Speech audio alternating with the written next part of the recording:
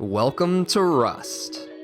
You just made an awful decision to download this game, and I couldn't be more proud of you. If you've clicked on this video, I expect you're brand new to the game of Rust, or you're having some trouble getting started. Everyone in Rust begins the exact same way, as a naked on the beach. It's from this beach that we get to decide how we want to start the wipe. Are we going to go the basic route, intermediate, or advanced? Today, this video is all about the basic start, and it has three main goals: choosing your base location, resource collection, and base setup. If you're new to the game, I highly recommend you watching this entire video, and don't hesitate to leave some questions in the comments below. Before we start, you need to understand that Rust is an open world where everyone is out to get you. You must never forget rule number 1, trust no one. If another player can benefit themselves by killing you, they're going to do it in the most toxic way possible. To leave, please leave. This one has my name on it. Alright. Literally. You leave me no choice, I'm sorry. The basic start is all about avoiding these other players and getting your base down fast. Goal number 1, choose your base location. As soon as you spawn on the beach, press G to pull out your map and decide where you want to live for the remainder of Wipe. Great places for new players to build are lower populated areas on the edge of the map. Another thing to keep in mind are monuments or POIs. If you can find a wooded area by harbor, junkyard, maybe some road intersections or non-PvP hotspots like Outpost and Bandit Camp, build there. These locations will give you a means of increasing your loot and recycling parts, while competing against players that have similar tier weapons as you. In the early stages, try to stay away from monuments and electrical areas that have radiation. Without clothing and hydration, the radiation will cause you to lose health. Once you've selected your preferred base location, it's time to transition to goal number 2, resource collection. This will be the hardest goal to achieve early on because you don't have any way of protecting yourself. Start the trek to your marked base location and collect the materials along the way. You'll need to search for wood, stone, cloth, and food. You may also run into metal and sulfur ore nodes, but these are less important to collect early on, so don't waste your time. Use your rock to hit trees on the red spray paint X and hit stones on the bright spark. Hitting these spots will increase your material yield. If you see small rocks and tree stumps on the ground, pick those up as well. Once you have knocked down a couple trees and rocks, open your inventory by hitting tab and look for the quick craft menu at the bottom right. Click on the stone hatchet and the stone pickaxe to start crafting those items. If you select an item that you didn't mean to, quickly hit the crafting tab on the top of the screen and cancel the item that's being created. If you notice you can only craft one of these tools, you're probably short on wood or stone, so go collect some more. Now use the stone hatchet on trees and the stone pickaxe on stone nodes to increase your yield and speed when farming these items. However, before farming too much material, make sure to craft a weapon for protection. I'm a big fan of protecting myself from a distance with a bow and arrow. Be sure to collect all the hemp on the ground that you see. On vanilla servers, picking up 5 hemp plants will warrant you 50 cloth to craft your bow. While you continue to run and gather materials, keep an eye on your vitals at the bottom right. Green is health, blue is hydration, and orange is hunger.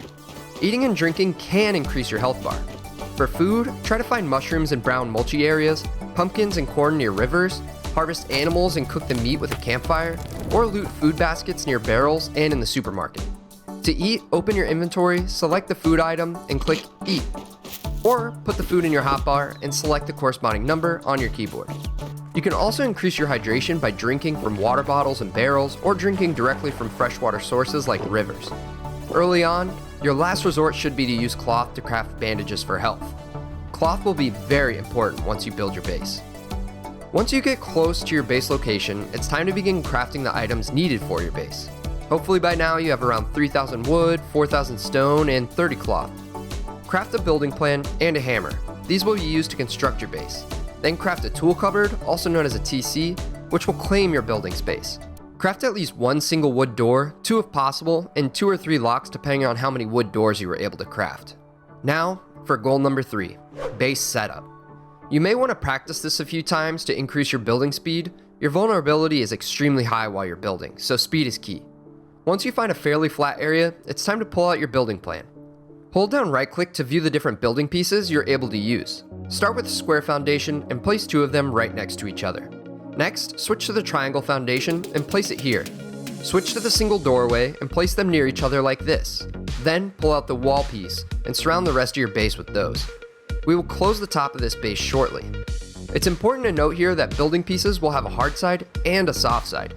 Get in the habit of building from the side of your base that you want to protect, typically facing away from your TC, and always double check that no soft-sided pieces are visible. Soft-sided walls are easier for your enemies to destroy, so they can steal your loot. If you see a backwards wall piece, switch to your hammer and rotate that wall piece. Next, switch to your hammer.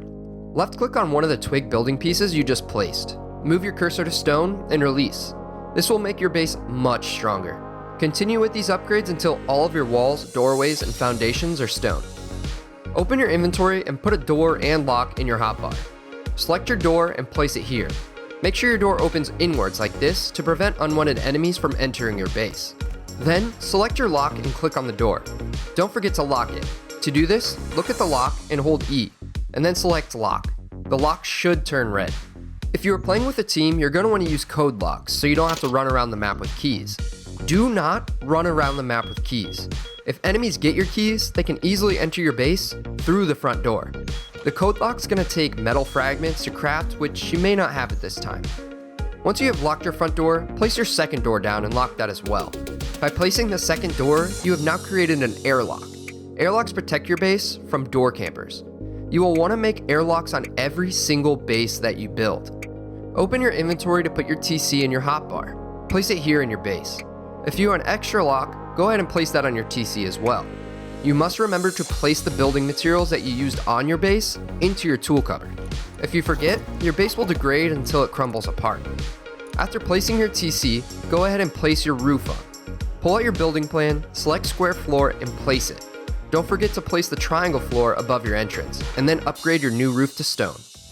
Give yourself some extra space to store your loot by crafting some wood storage boxes and place them right next to your TC. You can place as many of these in your base as you can. If you have 30 cloth remaining, craft yourself a sleeping bag. Sleeping bags are what you use to set your spawn locations. As long as your bag is placed in your base, you will get the option to respawn at your base when you die. Just make sure you don't die twice in a row. Each sleeping bag has a 5-minute timer that will prevent you from spawning until that timer is done. Place as many sleeping bags as you want across the map to give yourself multiple spawning points. Just make sure that each bag is at least 20 meters away from each other. If you notice it's getting dark in your base, placing a campfire can brighten things up quickly. They're also handy for cooking any raw meat that you may have collected from hunting down animals. In order to start this wipe off in style, we're still missing two very important items: a tier 1 workbench and a furnace. Furnaces turn metal ore into metal fragments, sulfur ore into sulfur, and high quality metal ore into high quality metal. To build a furnace, we need 50 low grade fuel, 200 stone, and 100 wood. The best sources for low grade fuel are from harvesting animal fat and cloth and then crafting it, or destroying red fuel barrels that can be found at junk piles by roads. The black crude oil that is collected from the red fuel barrels can be taken to a refinery like the one in Outpost and burned into low grade. Workbenches allow a player the ability to craft more advanced items in the game. Most items must be learned before they can be created, and the tech tree highlights what items you have already learned. There are 3 levels of workbenches that are used to progress through the game, but for now, we're just going to focus on the tier 1. Tier 1 workbenches require 500 wood, 100 metal frags, and 50 scrap to build. Scrap is the currency in Rust and will allow you to progress through the game. To collect it, run to a road or a monument and start opening crates, toolboxes, and barrels. If you collect a lot of components and a recycler is close, throw these items into the recycler to increase your scrap and materials. You may be able to gain the materials needed for the furnace and the workbench at the same time. Just make sure to put all your valuables in your storage boxes before venturing into the wilderness. Place your newly crafted furnace and workbench here. Start smelting your ores and open the workbench tech tree to learn more about the items that are available to you.